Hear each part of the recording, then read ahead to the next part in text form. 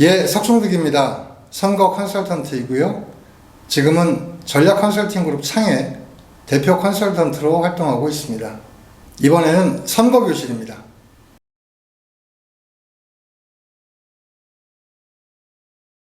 전략 컨설팅 그룹 창이 함께하는 실전 선거교실 9번째 시간입니다. 선거 전략이 필요해 2. 전략 수많은 변수 위에 짓는 성편 시작하겠습니다. 어떤 일이 성공을 하게 됐을 때 그 이유가 딱 하나만 존재한다면 얼마나 쉽겠습니까? 공식이 만들어질 수 있겠죠. 하지만 성공을 위해서는 여러 가지 요인들이 영향을 미치기도 하고요. 또 하나의 성공이 다른 성공을 연쇄적으로 만들어내기도 합니다.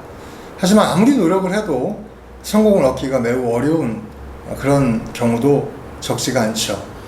이 선거 역시 참으로 많은 변수들이 영향을 미쳐서 하나의 성공을 만들어내는 그런 과정을 가지고 있다, 이렇게 설명을 드릴 수가 있겠습니다. 세상의 이치가 하나의 성공을 거두기 위해서 하나의 해답만이 존재하지 않는 것처럼 선거 역시 그렇다고 하면 도대체 어떤 변수들이 영향을 미치게 되고 성공에 주요한 동인이 되는지 하는 부분들을 살펴보는 것은 매우 중요하지 않겠나, 이렇게 생각을 합니다. 그런데 이 선거를 둘러싸고 변수는 너무너무 많습니다.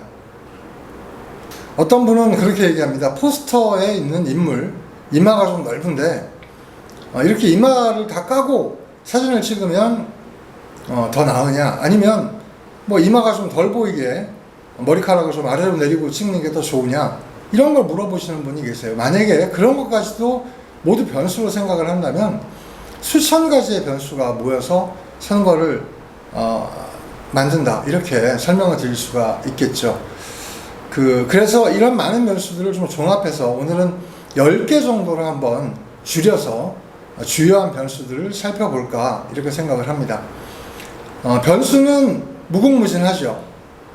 그런데도 불구하고 가장 크게 관통하는 요인이 뭘까, 이걸 한번 따져보게 되면 역시 바람인 것 같습니다. 지금까지 수많은 선거들이 있었지만 이 바람이 불었을 때 아무리 준비를 많이 하고 또 훌륭한 후보라고 하더라도 견뎌내지 못하고 나가 떨어지는 것들을 참 많이 봐왔고요.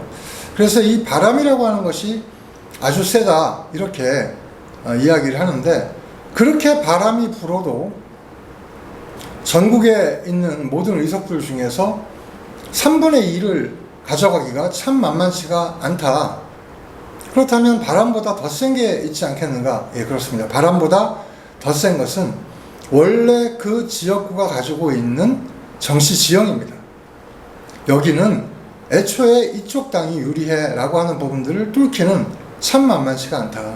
그래서 여러 변수들 중에 가장 중요한 것은 정치 지형이고, 두 번째는 그 정치 지형에도 불구하고 불어오는 바람이 영향을 미칠 수가 있다, 이렇게 얘기를 하니까 변수 중에서 가장 중요한 변수 2개를 들라고 하면 정치 지형과 바람, 이렇게 이야기할 수 있게 되는 것이죠. 그 외에도 영향을 미치는 다른 변수들, 그러한 정치 지형과 바람을 뚫고 승리를 하기 위해서는 어떤 변수들이 필요한지 한번 살펴보도록 그렇게 하겠습니다. 선거의 함수관계죠. 공천 과정이 지난했고 전략 공천으로 갑자기 낙하산을 타고 들어와서 선거 때는 별로 해본 것도 없고 캠프백 같은 데서 유세도 한번 변변하게 하지 않았는데 당선이 되는 경우도 있고요. 몇 년을 준비해서 열심히 선거를 치렀지만 바람이 잘못 불어가지고 허무하게 떨어져 버리는 그런 경우들도 보게 됩니다. 그런 속에서의 변수들이죠. 우선 이제 변수의 첫 번째, 아까 제가 말씀드렸던 정치적인 성향인데요. 지금 보시는 이 그래프는 부산 해운대구의 지방선거에서 구청장 후보들이 당별로 어떤 득표를 얻었는지 하는 것들을 5번에 걸쳐서 20년이라고 볼 수 있고요. 선거가 있었던 해에서 만으로만 따지게 되면 16년간의 변화를 보여드리는 것인데요. 지금 보시면 오른쪽에 있는 빨간 것들은요, 거의 큰 변화 없이 두 개의 축으로 형성되어져 있음을 알 수 있습니다. 하나의 축은요, 그냥 알기 쉽게 10만 표. 2006년도 선거에서 10만 1000표가 좀 넘었고요. 2014년 선거에서도 역시 10만 표. 그리고 2022년 선거에서는 99,545표니까 이것도 거의 10만 표. 이렇게 거짓말처럼 10만 표의 블록을 형성하고 있는 걸 볼 수 있고요. 나머지 두 번은 여러 가지 이유가 있었겠지만 7만 8천, 7만 4천에서 7만 5천 표 정도의 박스권을 형성하고 있다. 이 얘기는 해석을 해보면 이 빨간색에 해당되어지는 정당의 경우에 일반적으로 10만 표 정도쯤을 가지고 있는데 이 두 번의 경우에는 무소속 후보, 같은 계열의 무소속 후보가 등장을 하거나 아니면 그때의 바람이 워낙 상대방한테 세게 불므로 해서 우리 지지표가 좀 빠져나가가지고 득표가 좀 줄었다. 이렇게 간명하게 설명이 가능합니다. 이러한 표를 형성할 수 있게 만들어준 것은 뭐냐면 그 지역이 가지고 있는 지지 기반, 즉 정치적 성향, 다른 말로 정치 기반을 이야기하는 것입니다. 이 부분이 선거에 있어서 가장 중요한 요인이 될 수 있다. 그래서 아직까지도 지역구도가 깨졌냐 안 깨졌냐 이런 얘기를 하지만 호남에서는 주로 민주당이 싹쓸이를 하고 영남에서는 국민의힘이 싹쓸이를 하는 현상, 이런 것들은 이미 벌써 선거가 시작되기도 전부터 또 선거가 끝나는 그 내내까지 전체적인 것에 영향을 가장 크게 미치는 바닥의 민심, 정치의 지형이 애초에 잡혀있다. 그러니까 이것을 감안하고 선거를 치를 필요가 있다는 것이고요. 이것은 여간에서 잘 바뀌지가 않는다라고 하는 것을 보여주게 됩니다. 지금 오른쪽 것만 설명을 드렸지만 왼쪽 것도 설명을 드려보게 되면요. 오른쪽 것이 거의 10만 표 정도쯤으로 형성이 되어 있다고 하면 왼쪽 것 같은 경우에는 2018년도에만 10만 표를 넘어섰고 나머지 것들은 다들 6만 표대 박스권 정도에서 왔다 갔다 하고 있는 것들을 볼 수 있습니다. 그러니까 이 지역의 전체적인 정치적 성향은 어떠냐 이렇게 얘기하면 이 선거만 놓고 봤을 때에는 약 10대 6 정도로 빨간 쪽이 더 유리한 그런 정치 지형을 가지고 있다.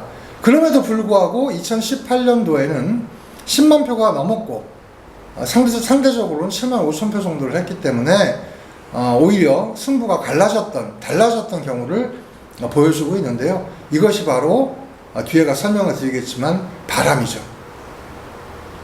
그렇다면 두 번째 변수, 세 번째 변수를 바람에 대한 것들로 한번 채워봤습니다. 두 번째 변수는요, 그 선거 시기 전후에, 특히 전에 기본적으로 형성되어 있는 지지율, 즉 대통령과 정당을 중심으로 한 지지율이 어떠냐라고 하는 것이 바람의 한 부분이 되겠습니다. 두 번째는 이 선거를 둘러싸고 불거진 전국적 혹은 광역적인 이슈가 무엇인가 라고 하는 것이 세 번째 변수다. 이렇게 설명을 드릴 수가 있겠습니다. 이 첫 페이지에서는 첫 번째 변수 정치적 성향, 두 번째 변수 기본 지지율, 세 번째 변수 전국적 혹은 광역적 이슈가 이번 선거에 영향을 미친다라는 것입니다. 그런데 이 세 가지 변수는 캠프가 어떻게 한번 해보자고 해서 해결할 수가 없는 것이죠. 오히려 캠프는 이것들을 잘 파악하고 바람이 부는 방향을 잘 이해해서 어떻게 여기에 돛을 움직여서 바람을 안을 것인가 아니면 이 바람으로부터 최소한의 영향을 받으면서 선거를 진행할 것인가 정도를 결정할 수 있겠죠. 그럼 다음 두 번째 페이지는 캠프와 직접적 관련이 있는 것들입니다. 네 번째 변수가 되겠죠. 후보의 기본 자질, 스토리, 전망, 인지도, 이미지 이런 것들이 변수가 된다는 것입니다. 특히 이 중에서도 가장 크게 영향을 미치는 것은 전망 부분이더라고요. 이 전망이라는 게 뭐냐면 될 사람을 밀어주자.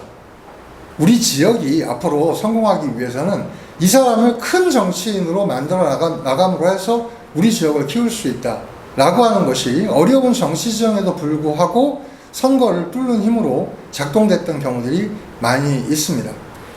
지금 보시는 이 표는 부산 사상구의 선거 결과를 보여드리는 것인데요. 여기서 보시는 것처럼 빨간 쪽 같은 경우에는 대체로 6만 표 정도쯤, 6만 표 정도쯤에서 박스권을 형성하고 있는 걸 볼 수 있습니다. 아니 무슨 소리야? 두 번째 선거 2008년도 선거를 보니까 3만 5천 밖에 안 되는데 바로 그 옆에 있는 거의 3만 표에 해당되어지는 이 표가 이 당이 국민의힘이 두 개로 갈렸던, 그래서 소위 얘기하는 신박연대와 그 다음에 이제 이 국민의힘 두 개가 당을 따로 해서 치렀던 선거이기 때문에 이 표는 국민의힘 성향의 지지자들 전체 합으로 볼 수가 있겠고요. 그 다음에 2016년도 같은 경우에는 두 개를 합치게 되면 거의 7만 표가 넘지만 이 회색 표가 4만 2천, 4만 3천을 가져감으로 해서 이게 지금 선거가 이렇게 됐다라고 설명을 하게 되는데, 이 무소속으로 등장을 했지만 이 무소속으로 출마했던 인물이 이 국민의힘의 같은 계열로서 공천을 받지 못하게 되면서 무소속 출마를 했던 이런 케이스이기 때문에 사실은 이 두 가지를 합쳐서 보는 게 맞다. 그렇게 보면 빨간족 같은 경우에는 거의 6만에서 7만 정도의 고정표를 가지고 선거를 치르고 있다, 이렇게 봐야 될 것이고요. 반면에 파란족 같은 경우에는 6만 표 정도가 최대표로 지금까지 선거를 해왔던 것을 알 수가 있습니다. 59,346표가 최대표인데 2012년도에 유독 6만 5천 표가 됐고요. 그때 빨간 쪽 같은 경우, 국민의힘 쪽 같은 경우에는 5만 2천 표밖에는 얻지 못했던, 최소 득표가 거의 이루어졌던 이런 상황을 볼 수 있는데, 바로 2012년이 문재인 전 대통령께서 대통령이 되기 전에 국회의원 선거에 출마했을 때 얻었던 표입니다. 이것은 지금까지 사상구에서 치러졌던 민주당 득표 중에서 가장 큰 표를 얻었는데요. 이것은 해석하기에 따라서 이만큼까지 기본적인 민주당의 어떤 그 득표력이 있구나, 이렇게 볼 수도 있지만, 이 선거에서 인물 구도를 활용해서 민주당의 정치 지형보다 더 많은 표를 끌고 갔던 그런 선거가 아닌가라고 해석을 해볼 수도 있다는 것입니다. 이런 것들이 기본 구도에도 불구하고 한 번쯤 이 변수를 가지고 돌파를 했던 이런 경우를 보여주는 그래프다, 이렇게 설명을 드릴 수가 있습니다. 따라서 정말 쉽지 않은 일이긴 하지만, 아까 말씀드린 대로 정치 지형과 바람에 의해서 대부분 결정이 나긴 하지만, 이 인물 구도나 정책 구도 같은 이런 것들을 가지고 한번 뚫어볼 수 있다는 가능성을 보여준 예가 되겠고요. 바로 이 변수가 네 번째 변수, 후보의 여러 가지 것들이 큰 변수로 작동할 수가 있다라고 하는 것이고요. 그 다음에 다섯 번째 변수는, 그럼에도 불구하고 캠프가 이번 선거는 인물 구도로 간다, 이번 선거는 정책 구도로 간다, 이렇게 캠프가 어떤 구도를 결정했는가라는 것과 그 선거가 가지고 있는 특성의 매칭, 이 부분들이 변수가 될 수 있다는 것입니다. 여섯 번째는 한마디로 얘기하면 캠프가 유능한가? 캠프가 유능하다면 뭔가 변수가 될 수도 있겠다라고 하는 이야기가 되겠고요. 그러면 이제 여섯 가지 변수가 설명이 됐고, 나머지 네 가지 변수 이렇습니다.